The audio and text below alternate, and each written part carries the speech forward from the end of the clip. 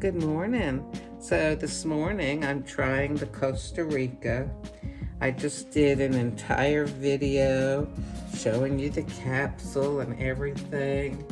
I'll get it back out again, and the box and all that. And then when I pushed stop, it started. Apparently it was not recording.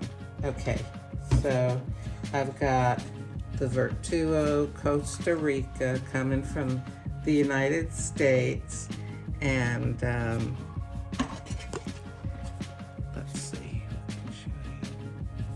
So I just brewed this. You can see there's the cream, there's the coffee.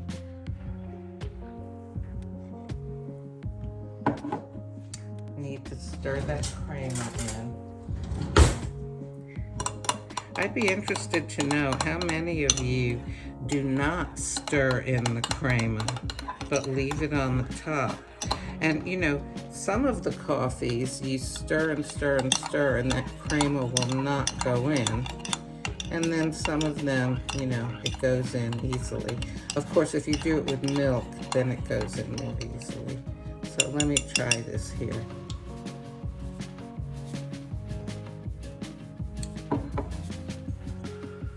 This has a kind of a nice flavor to me. So as I sometimes do, lots of times, the second time I make these, I'll brew them into almond or cashew or oat milk.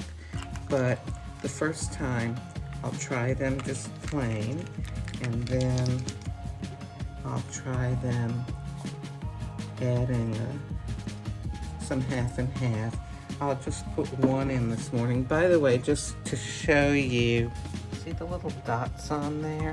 When you add in half and half, or you know, heavy cream, it will float on the top because the fat is very light, and it kind of adheres to the water on top, so you can make some pretty patterns with it. So I'm gonna give this a little stir.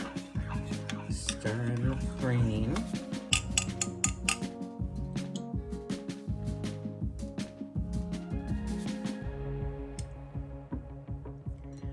This tastes pretty good to me. Now let me drag the box back out here and let me read you what it says about Costa Rica. It says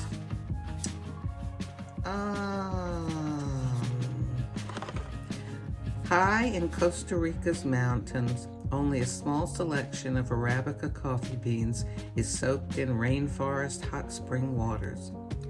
Costa Rica contains this scarce coffee, whose rare processing highlights the malty, sweet cereal character of this craftsman's coffee. So, all right. First of all, I like malty flavors. Second of all, I like sweet. But third of all, I don't generally like cereal.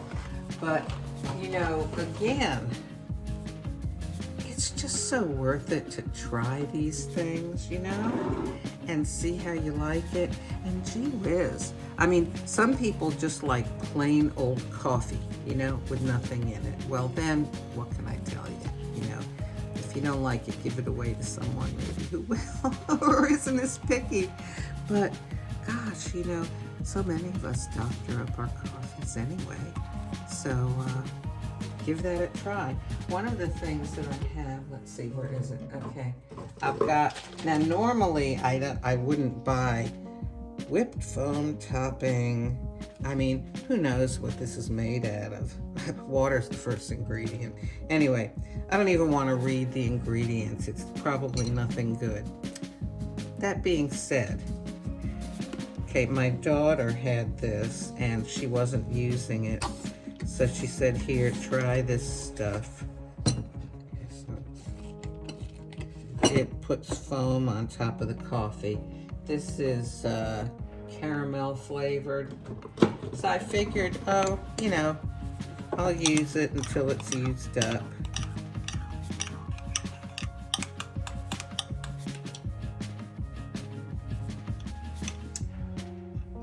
So this is what I found very often with putting sweetener, and also very often with putting milk in. Now, sometimes when you put in milk or cream, it brings out other flavors.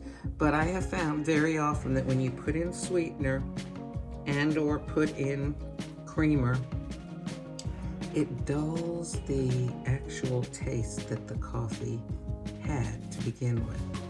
The notes, you know. Well, I mean, sometimes you want to do that because you don't like the coffee that you paid all that money for. But sometimes, you know, it can sort of ruin a cup of coffee by taking away those original notes. So, my opinion about things. For what it's worth, hey, you get what you pay for, at least in this situation.